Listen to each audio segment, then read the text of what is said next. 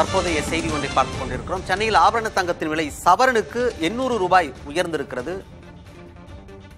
100 ரூபாய் உயர்ந்து 1 கிராம் ஆபரண தங்கம் 5940 ரூபாய்க்கு விற்பனை செய்யப்படுகிறது. சில தினங்கள் வரை தொடர்ச்சியாக 40 ரூபாய், 20 ரூபாய், 10 ரூபாய் என்று குறைந்து கொண்டே வந்த தங்கம் இன்று 800 ரூபாய் ஒரு சவரனுக்கு உயர்ந்திருக்கிறது.